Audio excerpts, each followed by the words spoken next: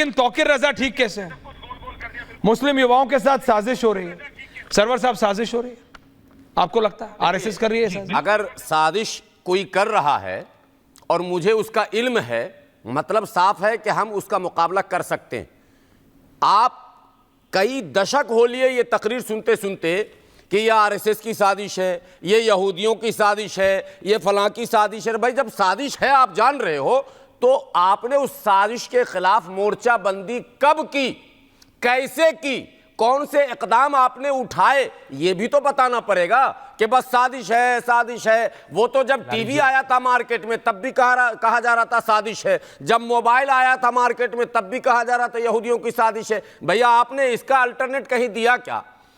आप जब साजिश कर रहे हैं लेकिन आपके पास विकल्प नहीं है, मतलब आप जिम्मेदारी से भाग रहे हैं। और एक पॉइंट सर, शोएब कासमी साहब अगर भाजपा आरएसएस के पक्ष की बात करें तो फतवे लगेंगे, और फिरहाद हकीम चूंकि कथित तौर पर सेकुलर पार्टी के नेता हैं, ये मौलाना लोग इस पर फतवा क्यों नहीं दिए? 7 साल से कंटिन्यू जो है पूजा कर रहे हैं, तो क्या खराबी? कंटिन्यू खराबी है अकॉर्डिंग टू इस्लाम। मूर्ति पूजा जब हमारे यहाँ मना है तो ये फिर इस्लाम का ठेकेदार क्यों बना? ये मौलानाओं ने चीफ गेस्ट क्यों बनाया इसको?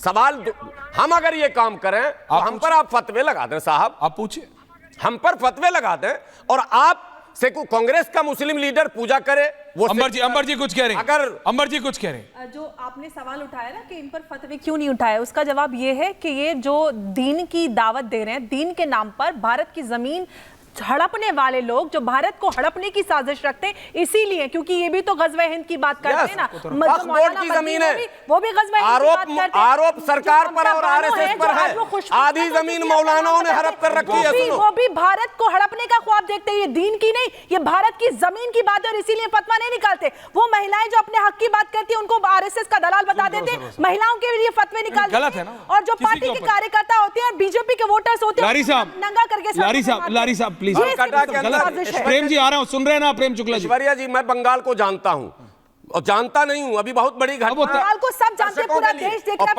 फाइनलिस्ट भी समझेंगे। बर्दवान में एक टीएमसी विधायक ने एक मुस्लिम की मॉब लिंचिंग करा दी। बर्दवान मेडिकल कॉलेज, प्रूफ है उसका? प्रूफ है उसके? जी क्या है प्रूफ? अरे मैं सर प्रूफ नहीं, मैं स्वयं गया, सारे प्रूफ एबीपी और कई चैनलों, आपके चैनल बंगला ने ठीक है किया, आपके चैनल बंगला ने किया, मैं जानता हूं, मैं इसलिए पूछ रहा हूं आपसे। दिलीप घोष जी को लेके जाना पड़ा, टीएमसी का एक बंदा जाने को तैयार नहीं हुआ, मैं दादा के पास गया स्वयं, सारी तस्वीरें रखता हूं, मैं बगैर प्रूफ के नहीं बोलता हूं। दिलीप घोष जी के साथ मैं गया, और मैं जैसे मेडिकल कॉलेज पहुंचा तो मेरे कान में किसी ने कहा कि जितनी जल्दी हो निकल जाइएगा, टीएमसी के गुंडे तैयार हैं, और वहां चलता है वो अस्तूरा, और यहां अस्तूरा मंडली का सरदार भी ये फिरहाद हकीम है। टीएमसी आप ये एलिगेशन लगा रहे, कोई प्रूफ है आपके पास? ना, दिखा रहा हूं। आप ये एलिगेशन लगाया जा रहा है, आपके पास प्रूफ है? आपके टीएमसी के आपके पास प्रूफ है तो आपको पुलिस के पास जाना चाहिए। के खिलाफ कोई भी अगर बोलेगा, एलिगेशन नहीं, आप एलिगेशन लगा, कोलकाता से वो आपका एलिगेशन है। लेकिन तारिक अहमद लारी साहब, मैं ये पूछ रहा हूं फिरहाद हकीम की, मैं इस कमेंट पे डिबेट कर रहा हूं कि जो इस्लाम में पैदा नहीं हुए वो बदकिस्मत है, कैसे, क्यों? Why will he make such a comment? Why Firhad? And Akhilesh Yadav ji चुप है, देखिए शांता दीदी चुप है, राहुल गांधी चुप है, क्यों? देखिए साल के 4 महीने में, जी प्लीज बोलिए।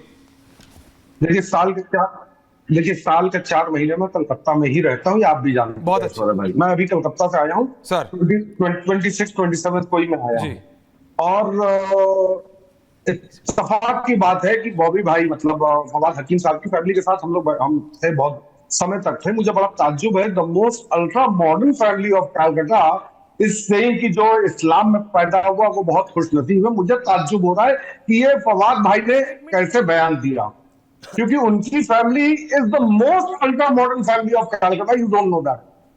I am also most ultra modern man, still I'm saying they are most ultra modern family of Calcutta. I was with them. And इत्तेफाक से ये बात होगी 22 तारीख की, 22 तारीख को उनकी बेटी वगैरह सब लोग साथी में हम लोग थे। बहुत अच्छा। तो उनके मुंह से ये बात हुई तो मुझे तो ताज्जुब हो रहा है, बहुत ही ताज्जुब हो रहा है। मैं इस पर अभी कुछ कह भी नहीं सकता हूँ, मैं बॉबी भाई से बात भी करूंगा। मैं आपसे पॉलिटिकली पूछ रहा हूँ, इज दिस राइट? नहीं, क्या ये टिप्पणी सही है?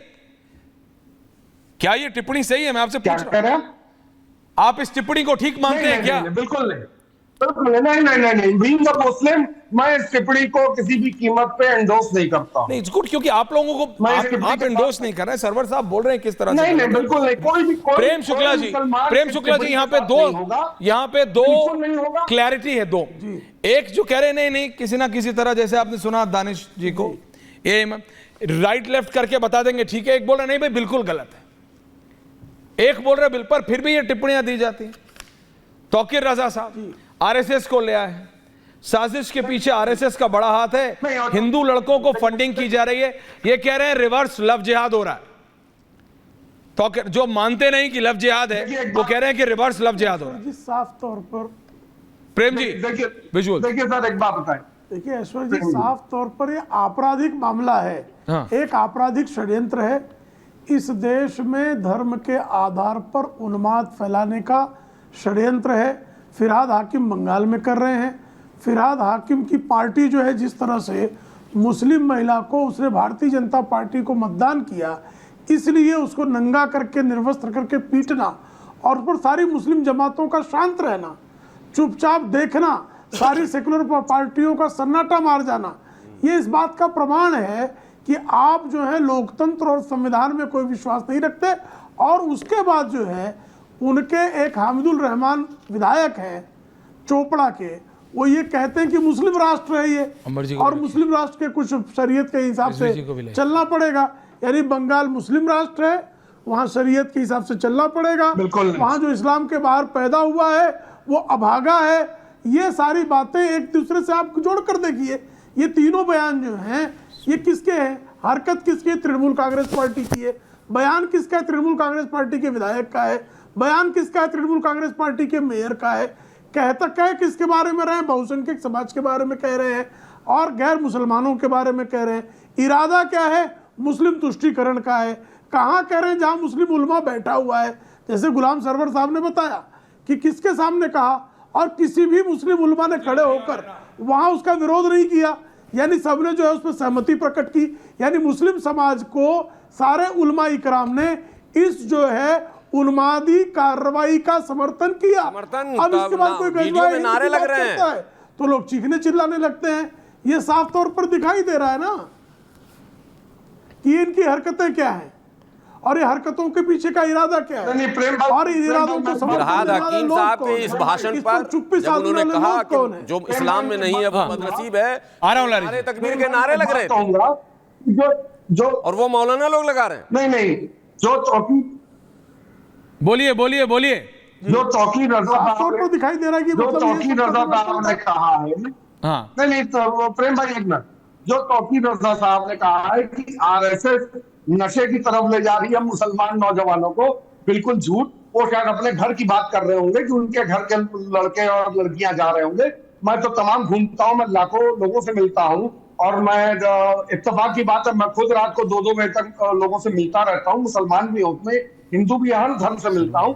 वो तो कोई नशा नहीं करते हैं, मैं कोई नशा नहीं करता हूं, ना मेरे घर में कोई नशा करता है, ना मेरा लड़का करता है, ना मेरे वालिद करते हैं, ना मेरे दादा करते थे। तो आरएसएस तो आज से 125 साल पहले से है, तो क्यों नहीं हम लोग को नशा बंद करवा? No then why? फिर ऐसी टिप्पणियां क्यों? तो आप लोग समझ रहे हैं, रिजवी साहब समझ रहे हैं, अंबर जी समझ रहे हैं, then this is been deliberately done.